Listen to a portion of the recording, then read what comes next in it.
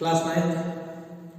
आज हम इस क्लास में साइक्लिक क्वाड्रिलेटरल से रिलेटेड जो दो थ्योरम्स हैं हमारे, जो सर्कल चैप्टर है हमारा, उसमें उन दोनों थ्योरम्स का प्रूफ हम आज इस क्लास में देखने जा रहे हैं।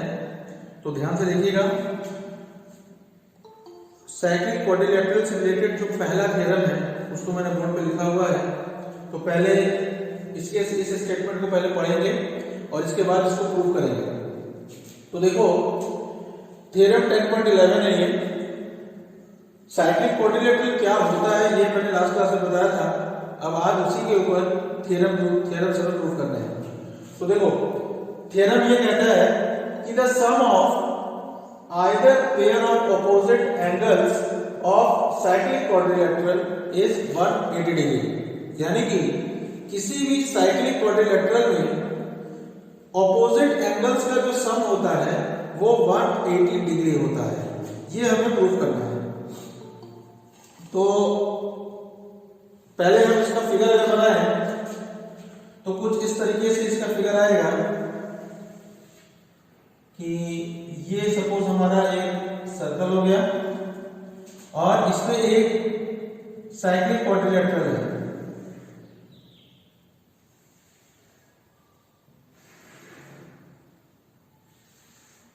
मान लिया ए बी सी डी।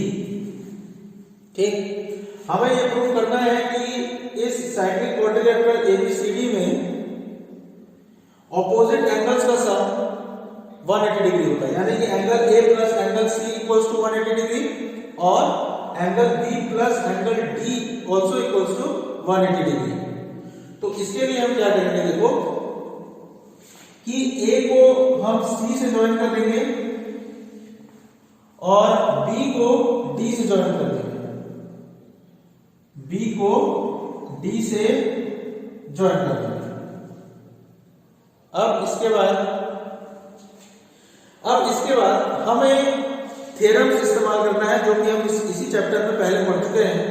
और वो थ्योरम है कि किसी भी सेगमेंट पे अगर एक से ज्यादा एंगल्स बने हुए हैं तो वो एंगल्स इक्वल होते हैं। ये जो थ्योरम 10.9 है उस थ्योरम 10.9 का यूज हमें इस थ्योरम के प्रूफ में करना है। तो देखो, अब इसका इस्तेमाल हम कैसे करेंगे।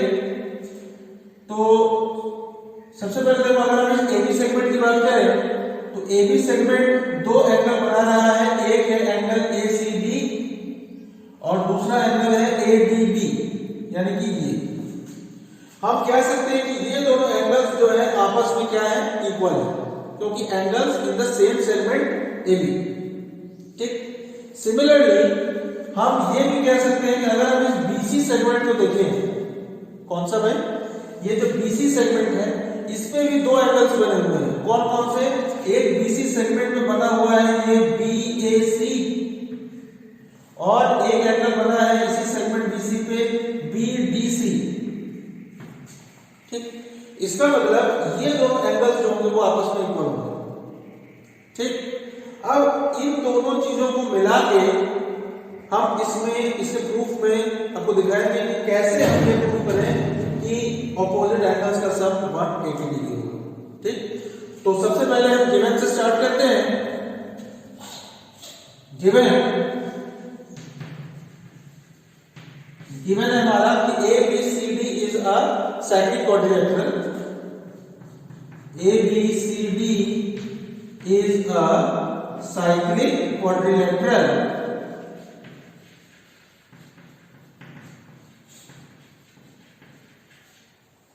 फिर टू प्रूव, हमें प्रूफ क्या करना है कि angle A plus angle C is equal to 180 degree and angle B plus angle D is equal to 180 degree। ठीक, अब हम इसमें क्या करेंगे, कंस्ट्रक्शन में सबसे पहले कंस्ट्रक्शन,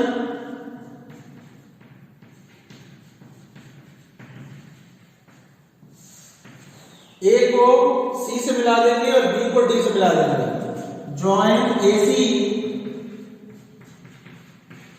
एंड BD। ठीक, अब इसके बाद हम प्रूफ पे चलें।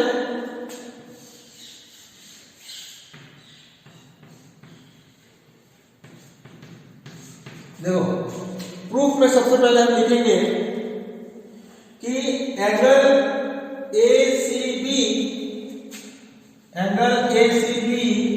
Is equal to angle ADB। Angle ADB reason क्या है? Angles in the same segment, angles in the same segment, angles in the same segment AB, sorry, on the same segment AB। ठीक, suppose this is equation number 1। Similarly अगर हम इस BC segment को देखें, BC वाले segment को, BC segment में दो एंगल है, एक है angle BAC, angle BAC is equal to angle BDC, angle BDC। और इसका रीजन क्या है? Angles on the same segment, angles on the same segment BC। ठीक, सपोज हमने इसे क्वेश्चन नंबर 2 मान लिया। अब हम क्या करें कि इन दोनों इक्वेशंस को ऐड कर लेते हैं, यानी कि इक्वेशन 1 प्लस इक्वेशन 2। तो ये हो जाएगा angle ACB plus angle BAC is equal to angle ADB plus angle BDC। ठीक, अब ये जो लेफ्ट हैंड साइड है ये तो एज इट इज रहेगा, angle ACB plus angle BAC। ठीक है, और ये जो ADB प्लस BDC है, तो अगर हम देखें ADB ये वाला एंगल प्लस BDC ये वाला एंगल, तो ये दोनों एंगल्स को मिला के हम देख सकते हैं कि ये एंगल ADC है। ठीक है, और ADC का मतलब ये पूरा का पूरा एंगल D ही है, तो हम इसको लिख सकते हैं इन दोनों को हटा के सिंपल एंगल D। ठीक, अब हम देखो क्या करने जा रहे हैं। अब हम दोनों साइड में, लेफ्ट हैंड साइड और राइट हैंड साइड, दोनों साइड में एंगल ABC को प्लस करने जा रहे हैं। ये जो पूरा का पूरा एंगल B है इसको हम दोनों तरफ प्लस करने जा रहे हैं। तो angle ACB plus angle BAC plus angle ABC is equal to angle D plus angle ABC। क्योंकि सेम एंगल को अगर हम दोनों तरफ ऐड करेंगे तो कोई फर्क नहीं पड़ेगा, क्योंकि एंगल ABCB से अगर हम कैंसिल करते हैं तो भी इक्वालिटी हमारा मेंटेन रहेगा। ठीक है, तो अब देखो ये जो एंगल ACB है ये वाला एंगल प्लस एंगल BAC यानी कि ये वाला एंगल प्लस एंगल ABC, तो इन तीनों एंगल का जो सम होगा, अगर हम इस ट्रायंगल CBA में देखें तो तीनों एंगल का सम कितना होगा? 180 डिग्री। तो ये हो जाएगा 180 degree is equal to angle D plus, और ये जो एंगल ABC है, ABC इस पूरे एंगल B के बराबर है, तो इसका मतलब इसको हम लिख देंगे एंगल B। तो यहां से ये चीज प्रूव हो जाता है कि angle B plus angle D is equal to 180 degree. ठीक है, तो ये एक चीज तो ये प्रूफ हो गया कि angle B plus angle D is equal to 180 degree. अब हमें ये प्रूफ करना है कि angle A plus angle C equals to 180 degree. तो उसके लिए क्या करेंगे? देखो हमें ये मालूम है कि ABCD एक साइक्लिक क्वाड्रिलेटरल है। तो साइक्लिक क्वाड्रिलेटरल इसका मतलब सबसे पहले बात तो क्वाड्रिलेटरल तो है, और अगर वो क्वाड्रिलेटरल है इसका मतलब उसके चारों एंगल्स का जो सम होगा वो 360 डिग्री के बराबर होगा। तो यहां लिखेंगे since ABCD is a cyclic quadrilateral, since ABCD is a cyclic quadrilateral,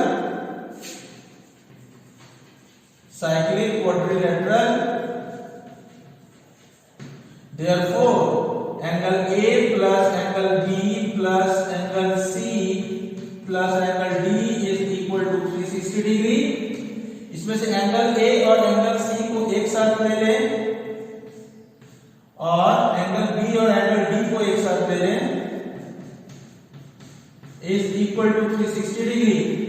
तो यहां से angle A plus angle C और plus angle B plus angle D की जगह हम यहां से 180 डिग्री रख सकते हैं। 180 degree is equal to 360 degree. तो angle A plus angle C is equal to 360 plus 180 उस तरफ जाएगा तो माइनस 180 हो जाएगा। तो 360 में से 180 माइनस हो जाएगा तो कितना बचेगा? 180 डिग्री। ठीक है, तो यहां से angle A plus angle C 180 degree के इक्वल हो गया और यहां से angle B plus angle D भी 180 डिग्री के इक्वल हो गया। तो इस तरीके से हम देख सकते हैं कि किसी भी साइक्लिक क्वाड्रिलेटरल में जो उनके ऑपोजिट एंगल्स होते हैं उनका जो सम होता है वो हमेशा 180 डिग्री के इक्वल होता है। ठीक है, एक बार इस थ्योरम को पूरा अच्छे से देख लेते हैं।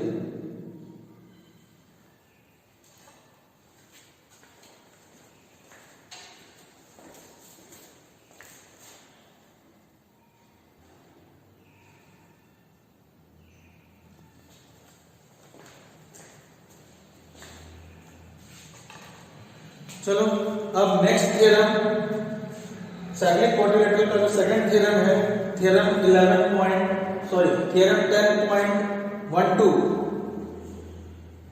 उसे हम देखते हैं। तो इसका स्टेटमेंट भी हमने लिखा हुआ है बोर्ड पे कि if the sum of a pair of opposite angle of a quadrilateral is 180 degree then the quadrilateral is cyclic. यानी कि जो थ्योरम अभी हमने पढ़ा उसका प्रूफ देखा, ये बिल्कुल उसका उल्टा है, कन्वर्स ऑफ दैट थ्योरम। ठीक, उसमें क्या कहता था कि किसी भी साइक्लिक क्वाड्रिलेटरल में, मतलब उसमें पहले से दिया है कि वो साइक्लिक क्वाड्रिलेटरल है और हमें ये प्रूफ करना होता था कि उस साइक्लिक क्वाड्रिलेटरल का जो अपोजिट एंगल्स का सम है वो 180 डिग्री होता है। जबकि इस थ्योरम में हमें इसमें ये दिया हुआ है कि किसी भी क्वाड्रिलेटरल में, अब यहां पे देखो किसी भी क्वाड्रिलेटरल की बात किया है, साइक्लिक क्वाड्रिलेटरल की बात नहीं किया है। इसमें ये कह रहा है कि अगर किसी भी क्वाड्रिलेटरल में अगर ऑपोजिट एंगल्स का जो सम है अगर वो 180 डिग्री है, ये गिवन है हमें कि एक क्वाड्रिलेटरल है और उसके ऑपोजिट एंगल्स का सम 180 डिग्री है, तो हमें प्रूफ करना है कि वो जो क्वाड्रिलेटरल है वो एक साइक्लिक क्वाड्रिलेटरल होगा। ठीक है, तो देखो सबसे पहले हम इसमें इसका फिगर अगर बनाने की कोशिश करें तो देखो एक क्वाड्रिलेटरल है, कोई भी क्वाड्रिलेटरल है मान लें। ठीक है, कोई भी हमने क्वाड्रिलेटरल मान लिया, suppose A B C D, और इसमें ये दिया हुआ है कि जो ऑपोजिट एंगल्स का सम है वो 180 डिग्री है। Angle B plus angle D is equal to 180 degree और angle C plus angle A is equal to 180 degree. तो हमें प्रूफ क्या करना है कि ये जो एबीसीडी क्वाड्रिलेटरल है ये एक साइक्लिक क्वाड्रिलेटरल होगा। तो साइक्लिक क्वाड्रिलेटरल भाई कब होता है? जब उस क्वाड्रिलेटरल के चारों वर्टेक्स सर्कल के सर्कमफ्रेंस में ऑन द सर्कल। ठीक है ना, तो अब इसमें इसको हम प्रूफ करने के लिए क्या करेंगे कि इसको हम कन्वर्स या फिर कॉन्ट्राडिक्शन से प्रूफ करेंगे। यानी कि हम इसमें ये मान के चलेंगे कि ये जो क्वाड्रिलेटरल है ये साइक्लिक क्वाड्रिलेटरल नहीं है। ठीक है, तो इसका हम प्रूफ अभी देखने जा रहे हैं। तो सबसे पहले हम इसको क्या करें, गिवन लिख लें कि गिवन क्या है और हमें प्रूफ क्या करना है। तो देखो गिवन है ABCD is a quadrilateral. ABCD is a quadrilateral in which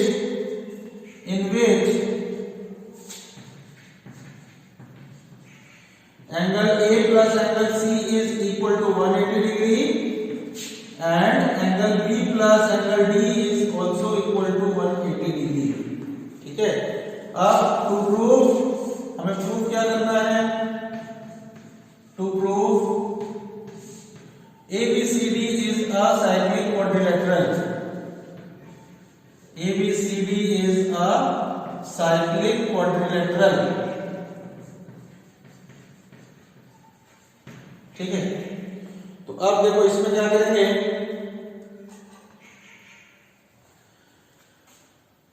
हम एक थ्योरम हमने पढ़ा है कि किसी भी 3 नॉन कोलिनियर पॉइंट से एक सर्कल पास हो सकता है। ठीक है, तो सबसे पहले हम इसमें प्रूफ में देखो क्या लिखेंगे। इसका जो चीज हमें प्रूफ करनी है उसका कॉन्ट्राडिक्शन, यानी कि let ABCD be not a cyclic quadrilateral.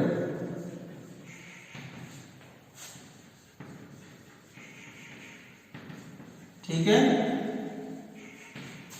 तो अगर ये साइक्लिक क्वाड्रिलेटरल नहीं है, इसका मतलब चारों वर्टेक्स में से कोई एक तो कम से कम ऐसा वर्टेक्स होगा ही जो सर्कल के सर्कमफ्रेंस पे नहीं होगा। तो मान लिया कि वो वर्टेक्स हमारा D है। D हमारा ऐसा वर्टेक्स है जो कि उस सर्कल पे लाई नहीं करता है। ठीक है, अगर ऐसा है तो फिर हम क्या करें भाई, इसको कुछ इस तरीके से एक सर्कल बना दें। ठीक, तो हम यहां पे देख सकते हैं कि ABC सर्कल के सर्कमफ्रेंस पे तो है, लेकिन ये जो D है वो सर्कल के सर्कमफ्रेंस पे नहीं है। इस वजह से हम ये कह रहे हैं कि ABCD जो है वो एक साइक्लिक क्वाड्रिलेटरल नहीं है।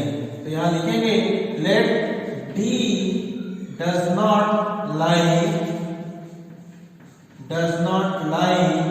on the circumference या फिर lie on the circle। ठीक है, अब इसके बाद अगर ये इस पे लाई नहीं करता है, इसका मतलब कोई तो एक पॉइंट होगा। मतलब कि अगर हम इस AD को आगे बढ़ाएं तो मान लिया कि ये जो पॉइंट है इसको हमने सपोज नाम दे दिया D डैश। क्या नाम दे दिया भाई? D dash. और फिर इस D डैश को हमने C से ज्वाइन कर दिया। ठीक, तो जैसे ही हम D को आगे बढ़ाएंगे D डैश तक और D डैश को C से मिलाएंगे तो हमें ABCD डैश एक साइक्लिक क्वाड्रिलेटरल मिल जाएगा। ये बात समझ आ रही कि एंगल ABC और D डैश ये चारों के चारों जो वर्टेक्स ये सर्कल के सर्कमफ्रेंस पे हैं, इस वजह से हम कह सकते हैं कि ABCD डैश क्या है, एक साइक्लिक क्वाड्रिलेटरल। तो let produce D to D dash and join D dash C। ठीक है, तो जैसे ही हम D dash को C से ज्वाइन करेंगे, therefore ABCD dash will be a cyclic quadrilateral।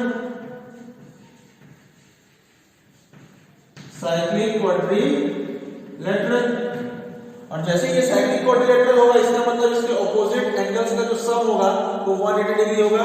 इसका मतलब angle B plus angle D, इसको हम कह सकते हैं कितना, 180 डिग्री। ठीक, therefore angle B plus angle D dash is equal to 180 degree. ठीक, बट हमें दिया क्या हुआ है, but given that angle B plus angle D is equal to 180 degree.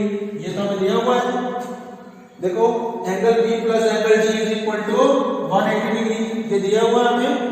जबकि यहां पे क्या लिख के आ रहा है, angle B plus angle D dash is equal to 180 degree. ठीक है, ये तो बाय कंस्ट्रक्शन है।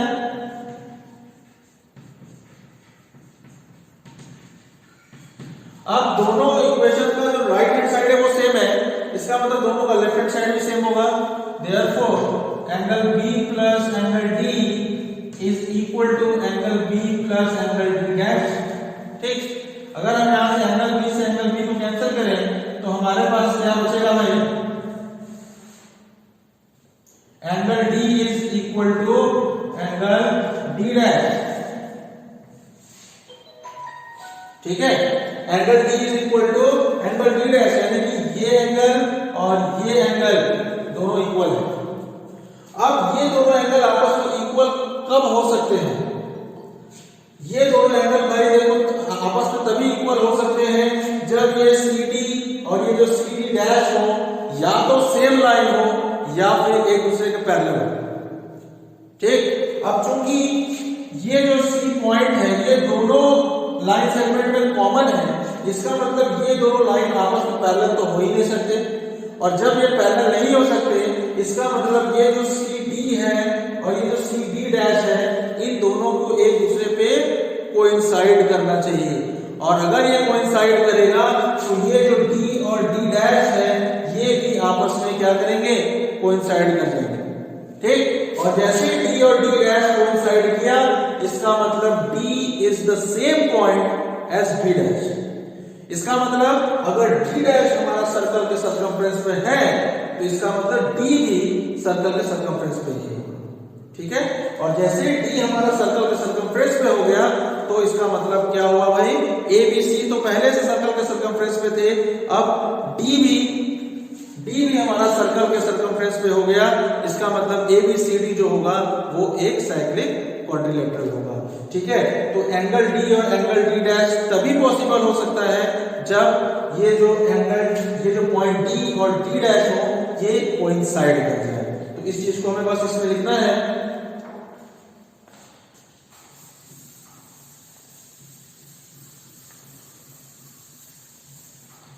कि this is possible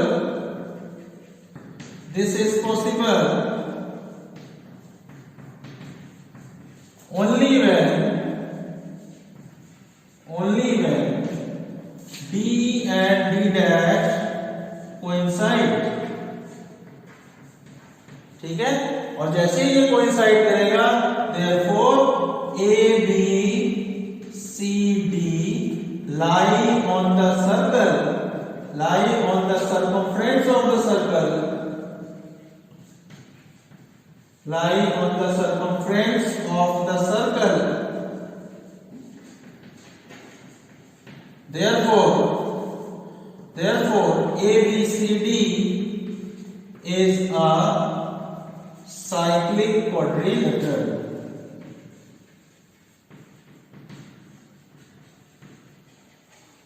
Therefore ABCD is a cyclic quadrilateral। ठीक है, तो ये हमारा जो थ्योरम है 10.12 वो प्रूफ हो गया।